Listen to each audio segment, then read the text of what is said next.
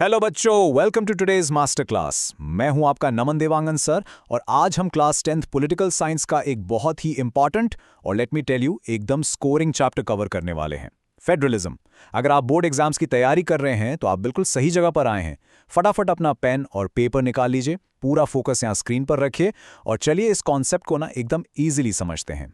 तो देखिए, आज का हमारा रोड मैप बिल्कुल क्लियर है। हम जल्दी से कवर करेंगे व्हाट इज फेडरलिज्म, फिर उसके की features, types of federations, what makes India federal, federalism in practice और फाइनली हम चैप्टर रैप अप करेंगे डिसेंट्रलाइजेशन के साथ। राइट चैप्टर में एक्चुअल डाइव इन करने से पहले मैं आपसे एक सिंपल सवाल पूछता हूँ। बच्चों, क्या आपने कभी सोचा है कि आपके घर में आखिर किसका राज चलता है? I mean, who really rules your house, पापा या मम्मी? देखो, बेसिकली होता क्या है कि घर के जो बड़े फैसले होते हैं ना, जैसे कौन सी कार खरीदनी है या सेविंग्स कहाँ इन्वेस्ट करनी है, वो यूजुअली पापा लेते हैं। पर किचन में क्या बनेगा या घर का डेली खर्चा कैसे चलेगा, उसमें बॉस मम्मी होती हैं और पापा लिटरली मम्मी के किचन के रूल्स में इंटरफेयर नहीं कर सकते। बच्चों, एग्जैक्टली यही है शक्ति का बंटवारा, यानी डिवीजन ऑफ पावर। और यू नो व्हाट, जब हम यही सेम फॉर्मूला एक पूरे देश को चलाने के लिए यूज करते हैं तो उसे ही फेडरलिज्म कहते हैं। तो फॉर्मली अगर हम अपनी टेक्स्ट बुक की भाषा में देखें तो federalism is a form of government in which power is divided between a central authority and its component units. इसे सिंपल शब्दों में समझें तो देश को स्मूथली चलाने के लिए पावर को अलग अलग लेवल्स पर बांट दिया जाता है। एक होती है आपकी नेशनल गवर्नमेंट, जो पूरे देश के कॉमन और बड़े इश्यूज देखती है, और दूसरी होती है स्टेट या प्रोविंशियल गवर्नमेंट, जो स्ट्रिक्टली अपने स्टेट का डे टू डे मैनेजमेंट देखती है। दोनों बिल्कुल अपना अपना काम करते हैं, वो भी एकदम इंडिपेंडेंटली। आप देखिए, इस कॉन्सेप्ट को थोड़ा और डीपली समझने के लिए ना हमें फेडरल सिस्टम को यूनिटरी सिस्टम से कंपेयर करना पड़ेगा। यूनिटरी सिस्टम में बेसिकली सेंट्रल गवर्नमेंट ही सुप्रीम बॉस होती है।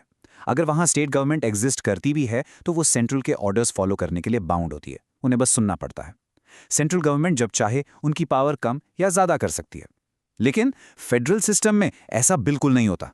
यहां पावर बहुत क्लियरली डिवाइडेड होती है। सेंट्रल गवर्नमेंट सीधे स्टेट गवर्नमेंट को ऑर्डर नहीं दे सकती कि हे तुम्हें ये करना ही पड़ेगा। स्टेट गवर्नमेंट के पास अपनी खुद की पावर होती है, जिसके लिए वो सेंट्रल को आंसरेबल नहीं होती, बल्कि दोनों के दोनों डायरेक्टली जनता को, यानी अपने देश के सिटीजन्स को आंसरेबल होते हैं। चलिए अब बढ़ते हैं अपने नेक्स्ट टॉपिक की तरफ। बच्चों, ये जो की फीचर्स ऑफ फेडरलिज्म है ना, मार्क माय वर्ड्स, ये आपके बोर्ड एग्जाम्स का हाईली रिपीटेड 5 मार्क क्वेश्चन है, तो बिल्कुल ध्यान से सुनिए। चलिए एक एक करके इन फीचर्स को डिकोड कर लेते हैं। पहली चीज, गवर्नमेंट के कम से कम 2 या उससे ज्यादा टीयर्स यानी लेवल्स होने ही चाहिए। दूसरा पॉइंट बहुत ही इंपॉर्टेंट है।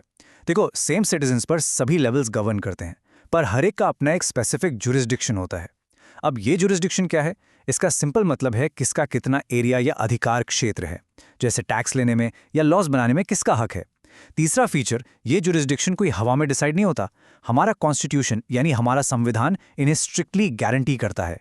और चौथा फीचर, कॉन्स्टिट्यूशन की जो कोर रूल्स है ना, उन्हें कोई एक लेवल ऑफ गवर्नमेंट अकेले यूनिलैटरली चेंज नहीं कर सकती। दोनों लेवल्स की आपसी परमिशन जरूरी होती है। पांचवा फीचर देखिए, क्या होगा अगर सेंट्रल और स्टेट के बीच पावर को लेकर कोई झगड़ा हो जाए? वहां कोर्ट्स एज एन एम्पायर काम करती हैं। सुप्रीम कोर्ट डिसाइड करेगी कि आखिर किसका जुरिस्डिक्शन कहां तक है। छठा फीचर है फाइनेंशियल। बिना फंड्स के तो सरकार चलेगी नहीं, राइट? इसलिए हर लेवल के रेवेन्यू सोर्सेज एकदम क्लियर कट स्पेसिफाइड होते हैं ताकि वो फाइनेंशियली इंडिपेंडेंट रह सकें, उन्हें भीख न मांगनी पड़े एक दूसरे से। और आखिरी सबसे स्पेशल फीचर, फेडरलिज्म के 2 डुअल गोल्स होते हैं। पहला, देश की नेशनल यूनिटी को बनाए रखना और दूसरा, रीजनल डाइवर्सिटी को रिस्पेक्ट करना। देश एक रहे पर सबका अपना अलग कल्चर भी पूरी तरह महफूज रहे। तो ठीक है, स्ट्रक्चर तो हमने समझ लिया, पर बच्चों let's talk about the types of federations, क्योंकि दुनिया में हर फेडरल देश एक ही तरीके से नहीं बनता। एग्जाम के पॉइंट ऑफ व्यू से ना ये टेबल बहुत क्रूशियल है। फेडरेशंस मेनली 2 तरह के होते हैं, कमिंग टुगेदर और होल्डिंग टुगेदर। कमिंग टुगेदर में क्या होता है, छोटे छोटे इंडिपेंडेंट स्टेट्स खुद आपस में मिलकर तय करते हैं कि चलो एक बड़ा देश बनाते हैं ताकि उनकी सिक्योरिटी बढ़ सके। यहाँ सारे स्टेट्स के पास इक्वल और एक्चुअली बहुत स्ट्रांग पावर होती है। इसका best example USA, Switzerland, Australia. दूसरी तरफ आते हैं होल्डिंग टुगेदर फेडरेशंस। यहाँ एक बहुत बड़ा देश अपनी पूरी पावर को सेंट्रल और स्टेट्स के बीच में प्रैक्टिकली डिवाइड कर देता है ताकि सबको अच्छे से गवर्न किया जा सके। ऐसी सेटअप में सेंट्रल गवर्नमेंट स्टेट्स के कंपैरिजन में थोड़ी ज्यादा पावरफुल होती है, और इसका सबसे बड़ा एग्जाम्पल हमारा प्यारा भारत यानी इंडिया है। इसके अलावा स्पेन और बेल्जियम भी इसी एग्जैक्ट कैटेगरी में आते हैं। अब यहाँ से एक बेसिक सा डाउट आपके माइंड में आना चाहिए, व्हाट मेक्स इंडिया फेडरल? इतना मैसिव देश जहां इतने सारे रिलीजन्स हैं, लैंग्वेजेस हैं, कल्चर्स हैं, वहां आखिर कैपिटल दिल्ली से बैठकर पूरा इंडिया इतनी स्मूथली मैनेज कैसे होता है? तो इसका जवाब छुपा है हमारे कॉन्स्टिट्यूशन की 3-4 डिस्ट्रीब्यूशन ऑफ लेजिस्लेटिव पावर्स में। हमारे संविधान ने सारी की सारी पावर को 3 लिस्ट में डिवाइड कर दिया है। पहली है यूनियन लिस्ट। इसमें डिफेंस, बैंकिंग जैसी प्योरली नेशनल इंपॉर्टेंस की चीजें आती हैं और इस पर सिर्फ और सिर्फ सेंट्रल गवर्नमेंट कानून बना सकती है। दूसरी होती है स्टेट लिस्ट। इसमें पुलिस और एग्रीकल्चर जैसे मैटर्स आते हैं जहां सिर्फ स्टेट गवर्नमेंट कानून बनाती है। और तीसरी जो सबसे इंटरेस्टिंग है वो है कंकरेंट लिस्ट। इसमें एजुकेशन और फॉरेस्ट जैसे कॉमन सब्जेक्ट्स आते हैं जिस पर दोनों कानून बना सकते हैं। पर बच्चों सोचो, क्या होगा अगर दोनों ने कानून बनाया और आपस में क्लैश हो गया? सिंपल, ऐसे केस में सेंट्रल गवर्नमेंट का बनाया हुआ कानून ही फाइनल माना जाएगा। रूल्स और लिस्ट तो हमने देख लिए, लेकिन फेडरलिज्म इन प्रैक्टिस कैसा दिखता है? पेपर पर रूल्स होना एक बात है और उन्हें रियलिटी में सक्सेसफुल बनाना एक बिल्कुल अलग बात।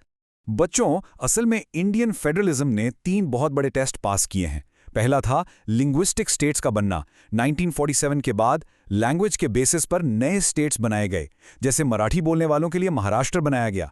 शुरू में लीडर्स को लगा कि इससे देश टूट जाएगा, पर इसने एक्चुअली देश को और ज्यादा यूनाइटेड और स्ट्रांग कर दिया। दूसरा टेस्ट था हमारी लैंग्वेज पॉलिसी। हमारे देश की एक्चुअली कोई एक सिंगल नेशनल लैंग्वेज नहीं है।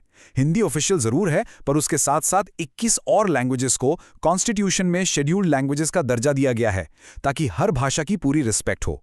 और तीसरा और शायद सबसे बड़ा बदलाव, सेंटर स्टेट रिलेशंस। जब 1990s में कोalition यानी गठबंधन सरकारों का दौर आया ना, तब सेंट्रल और स्टेट गवर्नमेंट्स में पावर शेयरिंग एक्चुअली दिल से शुरू हुई। सब समझ गए कि भाई मिल बांटकर पावर शेयर करना आपस में लड़ने से कहीं ज्यादा बेहतर है।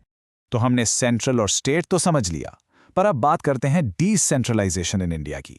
एक बात सोचिए, इंडिया इतना विशाल देश है कि हमारे कुछ स्टेट्स तो यूरोप के बड़े बड़े इंडिपेंडेंट कंट्रीज से भी बड़े हैं। तो क्या सिर्फ 2 लेवल्स ऑफ गवर्नमेंट से काम चल जाएगा? बिल्कुल नहीं चलेगा। दिल्ली या स्टेट कैपिटल में बैठा कोई बड़ा लीडर ये कैसे जानेगा कि एग्जैक्टली आपके गांव की सड़क टूटी हुई है या आपके मोहल्ले में पानी की प्रॉब्लम है? यही जरूरत महसूस हुई एक थर्ड टियर की।